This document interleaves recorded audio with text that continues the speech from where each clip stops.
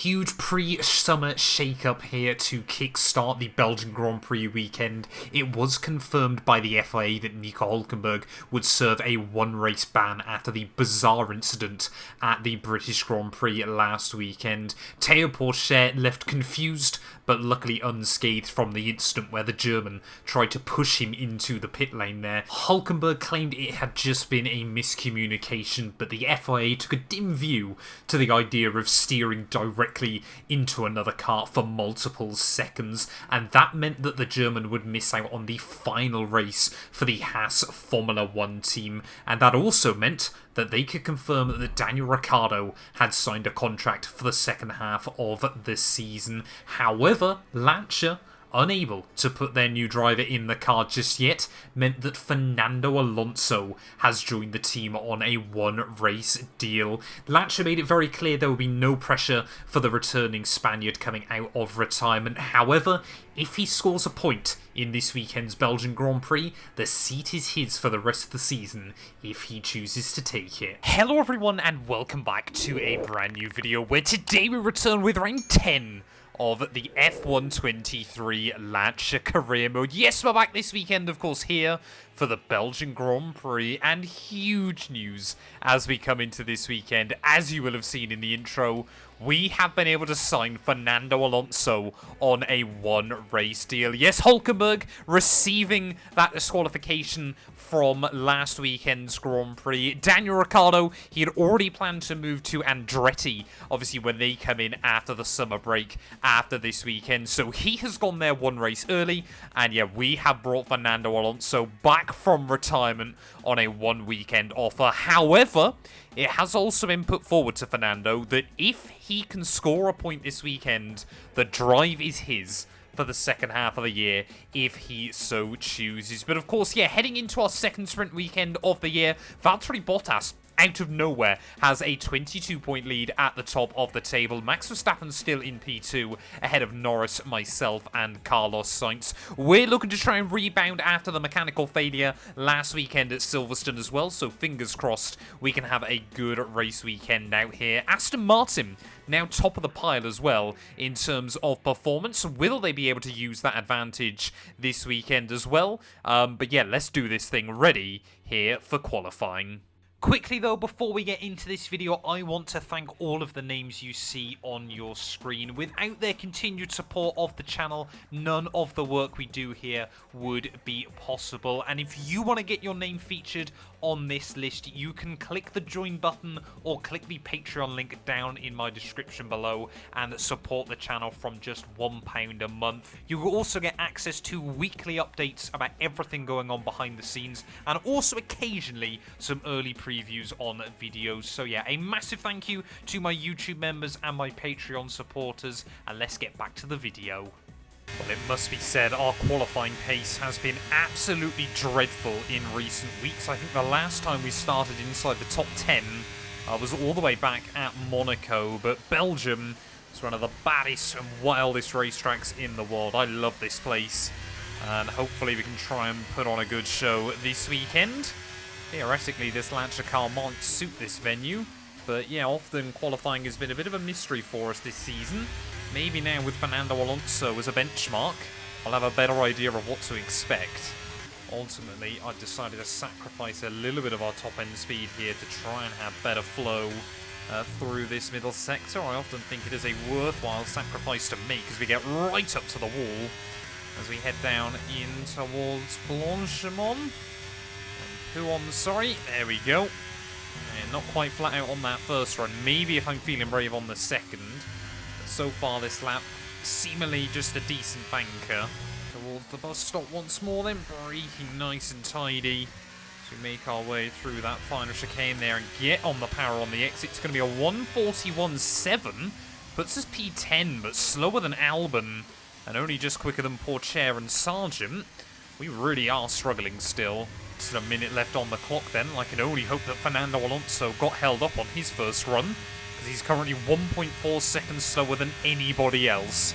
Is the second Lancia seat simply cursed in this series? But as we get ready then to start my final lap here in anger, a little bit of over rotation there as we try and get on the throttle. We've got to be brave. We've got to try and find some time. Lando Norris, I believe, fastest in a mid-140. Nice line out of the source. For some reason forgetting all my Belgian corner names at the moment. We have got one car just in front of me who I believe has finished the lap, so hopefully they aren't going to hold me up either. So Alonso, there we go, P16 for him. So maybe this car's still lacking one lap pace. Falls away from us through this second sector, trying to keep the car planted where we can. 4.5 tenths up, 5 tenths up. As we head down in towards P1, and that time around, yeah, it is definitely flat. We did do a little blend on the throttle, but we are finding time everywhere. Come on, this has got to be a good lap. This has got to boost us back inside the top 10 here so we can try and score some points in the sprint. Or Yumo getting a little bit all over the road in front. Just give me the slipstream up and towards the final couple of corners. What is he doing? We'll try and take the toe as best as possible. He will give me a little helping hand. But we definitely lost more time there in the dirty air. Just a couple more corners to navigate. Launchemont, really nothing in a modern-day Formula 1 car, but P15 provisionally. Can we move up the order? Slamming on the anchors at the 100-metre board there, a little bit deep through the first part of the bus stop and unable to get the throttle down on the exit, but it is still half a second up. It's a 41.2, but where does that leave us? P11. Again, failing to see the top 10. Well, Lando Norris then a fantastic lap time to leave the young Brit on pole position for the sprint. Lewis Hamilton makes it an all-British front row lockout there, lining up in P2. But a 41.2 for us left us fractions ahead of Yuki Tsunoda. Fernando Alonso P16, but he is still trying to get up to pace in the car. As you can see how much Ricciardo is struggling. Slower than Sargent in his first head-to-head against the American. We've got a lot of work to do, though. We need to score some points in the sprint and set ourselves up for the race. Quickly though, before we get into that, I want to thank today's video sponsor, Fanatec. Yes, I have used Fanatec gear now for many years, and they still are a dominant force in the sim racing space. If you're racing on Xbox or PC, nothing really comes close, and their PC offerings are still absolutely brilliant. If you're interested in ever shopping for any Fanatec products, it would be greatly appreciated if you would use my link down in the description below. At no additional cost to yourself, you massively help support the channel, and yeah, I just want to say thank you for Fanatec for their continued support. Forget pit stops, forget fuel management. It's pedal to the metal all the way here as we get ready for today's sprint. Off the back of a fantastic qualifying session, it's time to see how our starting grid looks for today's sprint. Lando Norris put in a fantastic lap yesterday, and he'll start from pole position. And Lewis Hamilton completes the front row. Considering the rest of the grid, we have Sainz, Verstappen, Bottas, Leclerc, Gasly, Ocon, Oscar Piastri, Russell, Firestarter, Tsunoda, Magnussen, Perez, Albon, Fernando Alonso, Sargent, Teo Pourchaire, Liam Lawson, Ricciardo, Iwasa, and Zhou Guanyu. Which of these drivers will get pole position today? We'll soon find out.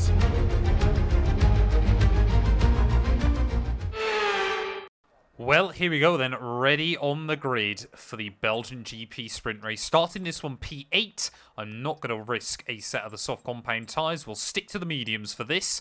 But yeah, one of the shortest races we'll do all year. Really does feel like a sprint race, of course. But where can we finish this one? We've got Mercs and Alpines directly in front of me. A lot of big names want to score points. It's 5 red lights. It's lights out, and away we go. They're actually getting off to a very good start. We don't see that very often inside F123, as we'll try to get to the inside of Piastri down at turn 1 there. The Alpines of Gasly and Ocon next up in our line of sight. And yeah, that's been one of my better starts we've ever had inside this game. Side by side with Pierre as we make our way down in towards Eau Rouge, and somehow not banging wheels on the exit through Radion, but this is where we're going to struggle. Top-end speed we have got none of this weekend, as Yuki Tsunoda tries to have a look for a move. We'll go late on the brakes around the outside, though, of Pierre Gasly. They're confident that we could get on the brake pedal there late and deep into the corner as Charles Leclerc making a move past Max Verstappen, and now our top two in the championship side by side as Bottas trying to have a look for a move on the Dutchman. Looks like a lot of people have actually opted for the soft compounded tyre here as well, so that's going to be interesting to see how that pans out towards the end of this sprint race then. But yeah, Verstappen getting the elbows out ahead of Valtteri Bottas. Lewis Hamilton is up into the lead of the race for Ferrari here, so I'm sure they would love to get, even if it is just a sprint win here, but finally a victory on the board for their newest recruit in the number 44 car, as Bottas and Ocon now seemingly potentially the Frenchman trying to line up a move as we make our way in towards the final chicane. Of course, we can go brave on the battery here and really commit to a lot of it, and you can see the top end speed it's allowed us to have. Verstappen to the outside of Leclerc. Ocon thinks about doing the same to Valtteri Bottas there. There is just battles going on everywhere as Leclerc will hold firm, will get the switch on Esteban Ocon out of the final corner, maybe caught in a bit too high a gear, but we started this race in P11. We're already up to 7th then by the end of lap 1, but looking at it, our top 3 have really broken free there in Lewis, Lando and Carlos. Are we going to be able to try and get a run on Valtteri Bottas as we make our way up the Kemmel Straight there? We need to try and outscore our World Championship leader if possible today, and it looks like that's exactly what we're going to try and do. 215 miles an hour. But we're going to be wheel to wheel as we get on. The brakes around the outside will go, and a chaotic start to the Belgian Grand Prix. But we are up 5 spots. Oh, here we go. Verstappen again then. Clearly not giving up on this wheel-to-wheel battle with Charles Leclerc. Great to see a champion, and well, someone that's already been a champion inside this My Team universe going wheel-to-wheel. When will Charles Leclerc get that first World Championship IRL? That is the other big question, as Lando Norris clearly has not given up on a sprint win here. Fractions away from taking the fastest lap bonus. Well, there's no bonus point, is it, in a sprint for myself? But now, things are about to get interesting. DRS has been enabled as we'll try and hang close to Leclerc there, fully on the battery, as we make our way up through a Rouge and Radion. And now both of us are surely going to get a run on Verstappen. 224. What is Leclerc doing? Whoa, we tried to go one way, he said no. We tried to go the other, and Charles Leclerc also said no. That is dangerous driving if ever I've seen it. Oh, we got a good run on Charles Leclerc though. The top end speed seems to be pretty competitive at the moment. It's down the inside. We'll go with a Ferrari, but maybe a bit too hot in. We get the car slowed down between the white lines, and we are through. Didn't actually realise there was contact with Leclerc. Okay, so we're leading our teammate by 5.9 seconds. Alonso seems to be moving his way forward as well in this GP. Can we stay in the range of Max Verstappen there? This is going to be really critical, so we stay in the DRS range, which we will do. But I guess we'll say that's payback for what Leclerc did to me up the Kemmel Straight. Well, 3 laps to go then of this sprint race, and the battle at the front is certainly heating up. But this is working out beautifully for Max Verstappen and myself, because we're just closing on in on that group of cars there. Lando Norris now to the front of the field, as we need to try and get a run now on the Dutchman for P4. So we'll open up that DRS there, 218, 219 miles an hour. As we make our way up the Kemmel Straight, we'll still be wheel-to-wheel with the Dutchman, who does not want to give up, of course. And up into P4 we go then, so important that we try and outscore most of our championship rivals. But will the top 3 battle right to the end? And will we get a look in? Making our way in towards the final sector, though, it is going to be Lando Norris who takes top spot there. Lando, it is going to be a 1-2 for them, as Lewis Hamilton just about has got enough on me, I think, towards the finish in this Grand Prix there. Max Verstappen looks like he'll come through for a pretty decent P5 as well. The World Championship leader Bottas will pick up a couple of points, but will be on the back foot as we head into Sunday's Grand Prix. Lando Norris is his sprint race winner here from Belgium, but he made it awfully close right at the end.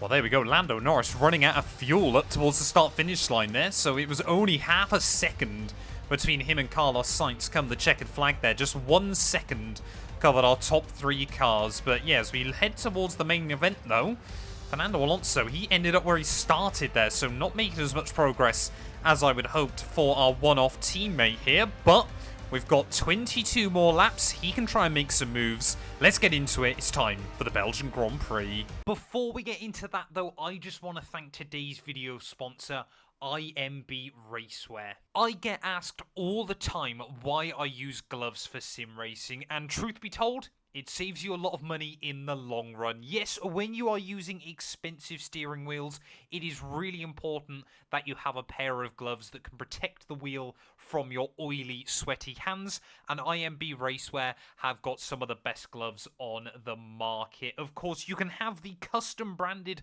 Matt 212 gloves or any other gloves off of their site. There'll be a link down in the description below, and if you use that, you massively help support the channel at no extra cost to yourself. Welcome to this visit to the Ardennes countryside. Spa-Francorchamps hosted its first Grand Prix back in 1925, and this historic track is loved by drivers and fans alike, and us here in the commentary box too. So it's a warm welcome from the Belgian Grand Prix.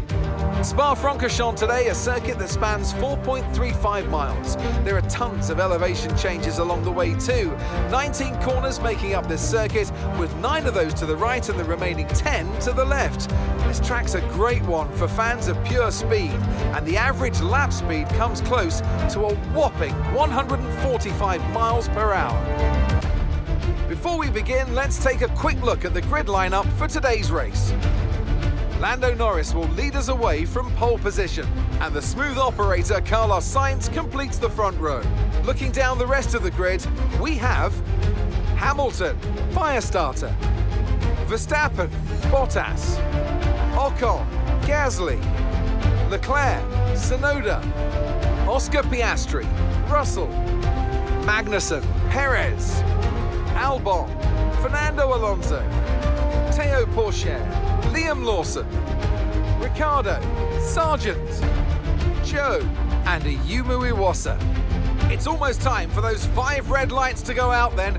Let's see who can prevail today. Anthony Davidson joins me once again in the commentary box, and it's fantastic to have you with us here, but I'm curious, as a man with experience out on the track, how do you stop those pre-race nerves from becoming overwhelming when you're lining up on the grid? Well, I imagine they'll be starting to feel the adrenaline as they anticipate the run down into turn 1, a bit like preparing to go into battle. The unknown situation will bring nerves, but that's a good thing. It will keep them focused on the moment and on their surroundings as we build towards the start of the Grand Prix. Well, here we are then, ready once more on the grid for the Belgian Grand Prix. Team want us to go mighty aggressive with the strategy here. And to be honest, yeah, the soft tyres hung on well in the sprint, so I think we will head onto that strategy, sorry. But yeah, 22 more laps, no chance of rain, interestingly, which is a very, very rare occurrence here at Spa-Francorchamps. But lining up then alongside Lewis Hamilton and Valtteri Bottas, it is 5 red lights. And he's the lights out, and away we go there. Carlos Sainz opting for the medium tyres, but that's not going to stop him going clean around Lando's outside at 1. However, Lando Norris gets the elbows out and says, absolutely not, buddy. And they already obviously have beef from the Spanish Grand Prix early on in the season. But Lando Norris, though, I've never seen an AI go that aggressive to try and defend the lead of a race here at the start. As you can see, though, as we make our way up onto the Kemmel Straight, though, this will be where everyone starts to make their moves. Hamilton to the inside of the Spaniard. Where do we kind of situate ourselves as we watch these two duking it out? Oh, that was not where I wanted to be. Somehow not picking up any front wing damage off the back of Carlos Sainz's car. And Hamilton then back up into P2. But Lando Norris, I'm sure, will be looking to try and take a one-way ticket to easy Winsville here. Already looking to try and check out at the front of the field, like he did at the end of that sprint race yesterday.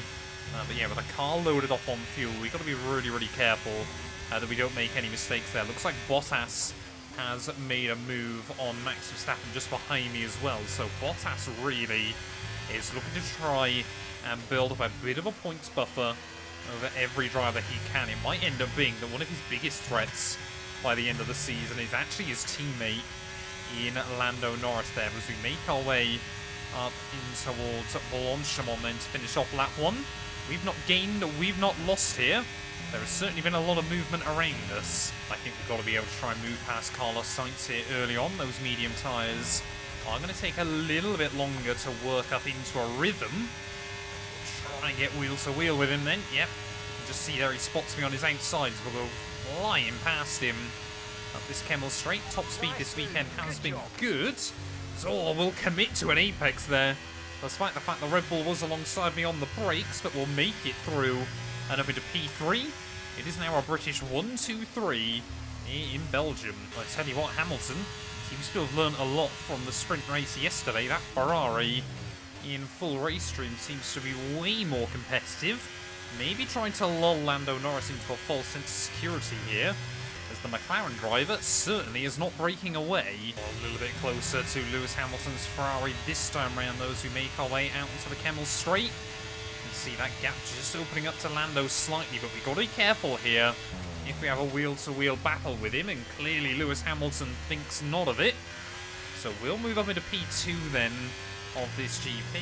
Don't know who Lando Norris would be more scared of having behind him, but yeah, I feel like this car is really coming alive. Well, as we approach 1/3 distance then this afternoon, McLaren, what a monster of a car they appear to have built.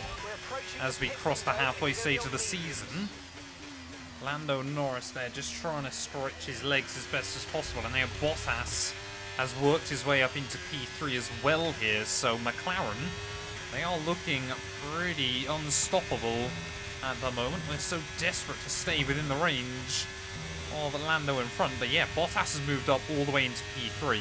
Carlos Sainz has been thrown under the bus down at Red Bull there. His strategy is not working for him early on, but we might be the only one that can even hassle them, as Bottas blew by his old teammate Lewis Hamilton. I tell you what, Belgium, this has got to be one of the best tracks reliably inside the F1 games to have an absolute dogfight with the AI. They seem to be really quick, but at least logical in where they're quick as well around this track. It's just a really, really good matchup when you get a competitive AI in a competitive car that's good down the straights. But we are finally back inside the range of Lando Norris in front of me. However, we're both going to be looking soon to pit. Do we try and go aggressive on an undercut and see if we can pull out an advantage by the end of the race? Or do we try and do the opposite and hope he gets held up in traffic? Well, I think simply put, we've got to do whatever Lando Norris doesn't do at the end of this lap here. So if he pits, we'll stay out. If he stays out, we'll try and dive into the pit lane with a very, very late call here. Bottas and Hamilton, as well as Verstappen, all kind of dragging each other along a little bit further behind me. As there we go, Lando Norris into the pit lane. So now the hunter has become the hunted, as he will probably come out. Actually, it doesn't look like he'll come out in much traffic at all. 13.9 seconds. Fernando Alonso really having a race to forget so far. But yeah, I mean, at least we avoid a lot of the pit lane congestion. But I think so has Norris. That's a real shame, as now we might be vulnerable to Bottas. You can see on the mini-map, Lando Norris has come out in clear air. He might be under some pressure from one of the Porsches. I think he might just about have the legs on him. And obviously have the grip down at the end of the Kemmel straight. So our warning lights flashed up. We are definitely in at the end of this lap, as Lando now maybe getting caught up a little bit behind our teammate. Maybe Fernando Alonso can prove himself to be a little bit useful here for us. He certainly doesn't look like he's going to score a point the way this race is going. But yeah, we are going to peel into the pit lane then at the end of lap 10, going a little bit longer than the team had originally hoped from us, as Sainz now will take the lead. Oh, very close to the pit lane speed limit, but we do get the car stopped in time, and of course, yeah, right down the end of the pit lane. But there is already Lando Norris making his way out the final corner. Fernando is in for his stop. Lando Alonso might get a little bit held up behind us, but we've got a lot of work to do in the second half of this race, because Lando Norris is going to be way out in front. Look after these tyres now. You want to finish the race on this compound. Don't make sure we don't get done for pit lane speeding, as Verstappen now has got the run on Bottas as well here, so the undercut has actually worked beautifully for a lot of cars, and Lando Norris goes for a 1 second lead to 4.5, and we're going to get held up behind Sergio Perez here in a really, really awkward spot at Porsche team looking more towards next season now, but happy with both of their drivers. Oh, we just can't quite get close enough. Thought we might be able to have a bit of a look down in towards the Fanyas chicane. Trying to have a look on the exit there, as Perez clearly not expecting me. Round the outside will go, though. Oh, what a move that was. And that goes to show Lando Norris how we have not given up. More cars in, as Lando Norris has a 43.7. Sainz and Magnussen both moving over to hard, so they shouldn't be much of a concern towards the end. As now Yuki Tsunoda leads for the first time, I think, since Belgium, since Monaco even. Yuki Tsunoda dives into the pit lane then. We have set new fast lap of the day, so we have clearly got the pace to compete with Lando. I'm getting a little bit worried, to be honest. I think the worst of this race is yet to happen. There's Bottas, Verstappen, Ocon, and so many more lining up to potentially try and make a move. Oh, that's really useful. We've got Bottas out of the range. Even if it's just temporarily there, that means hopefully we won't have to spend so much time staring at our mirrors. Gap to Lando Norris, he's coming down. But is he coming down by enough? 8 laps to go. We've effectively got a sprint to end this thing. Let's not forget, of course, there is still a bit of beef between myself and Lando Norris. We were able to snooker away the win in Montreal, and let's not forget that we did come to blows just last weekend out at Silverstone.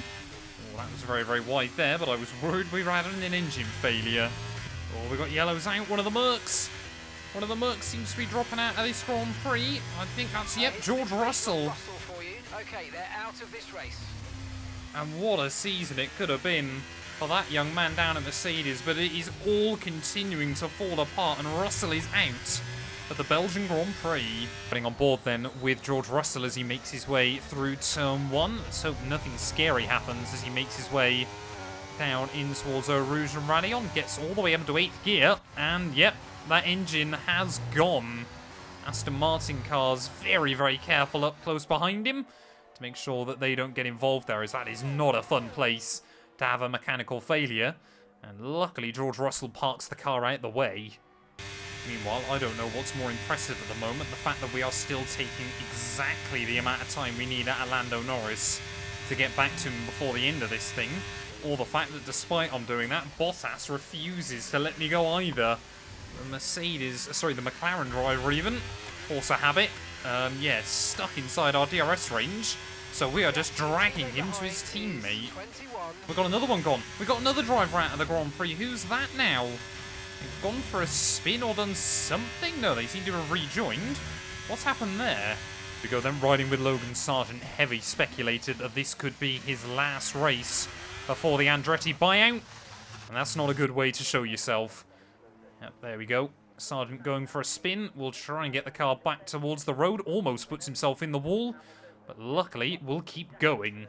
This might be one of the hardest I've ever had to drive this race car inside F1 23, but Bottas, he is not giving up, and we are starting to take a little bit less at Lando Norris now as well. There are a little bit of a mistake at the final corner. We'll get away with that one, use the runoff area as best as possible. Lucky not to get a warning for it, but that gap now under 2 seconds. But it needs to come down more. Come on, we are pushed so hard here to try and get back towards Lando Norris. I don't want this fight to be over before the race is over. Plenty of curve again through the bus stop this time around though. We don't run wide on the exit, but that gap now is just not coming down. Do we let Bottas by? 24.6 seconds. That's quite worrying. Do we let Bottas by here and hope that maybe he can drag me even closer to his teammate? I suppose if he gets the DRS run, it's probably worth doing. We're going to try and use Bottas to get closer to Lando Norris here. McLaren, though, surely they won't allow it to happen. As Bottas gaining. That's surely it over. Bottas was not close enough. I couldn't just let him by there right at the last moment. And Lando Norris, that gap just opening up a bit.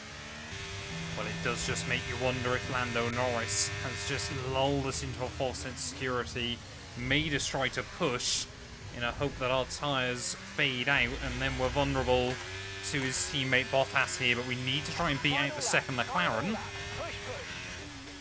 But both Lando and I taking some points out of Valtteri gives us a chance to fight towards the end of the season here. You never know how critical these point swings might be come the end of the season there. But Verstappen, he was close but not quite close enough this weekend. Has not been able to fight us, so we seem to have been the only one able to get a look in against those McLaren cars here. As here comes Bottas on the final lap of the Grand Prix. We're going to try and use any battery we've got, but we have got no answer to the McLaren driver there. We'll try and hang on around the outside at the top of the hill as we make our way on the exit of the corner there, using all the curbing and a little bit more. But Bottas is dead set on trying to make it a McLaren 1-2 here. Can we go the long way around? Oh, make sure we give each other the room where possible, and we'll muscle him out on the exit of No Name there. Yeah, you can just see, I mean, where has this Bottas been in real life Formula 1? So fast, but refuses to get the elbows out. Down around the outside again, he'll have a look through the Fanya chicane there, and this time round he makes the magic happen, but we've just about got enough to stay in front of him once again. We've saved up some battery, ready for these final few corners. Lando Norris, the gap suddenly is opened up at the front. Maybe I should have thought about whether he runs out of fuel or not, because that could have been very, very useful here. But drain the battery as we make our way up in towards the final couple of corners at the Belgian Grand Prix. McLaren, they are going to make it 3 from 3. Lando Norris back on top to become our third repeat winner of the season. But for us, it's only good enough for P2. Many doubted whether they could pull off the win here at Spa-Francorchamps, but they've done so in spectacular style. And talk to me, what do you think it was that sealed the win for them? Well, time management probably played quite a large role in the outcome of this one. As ever, it's not just about speed, it's all about maintaining that speed consistently over a stint, over a race distance. So being able to keep up the lap times while still being smooth on the controls and gentle on the tyres, that's really where the race was won today. As the winners make their way up to the podium, one can only imagine the celebrations that will take place at McLaren tonight. Congratulations to everyone on the team, securing the win and proving that they're a force to be reckoned with out on the track.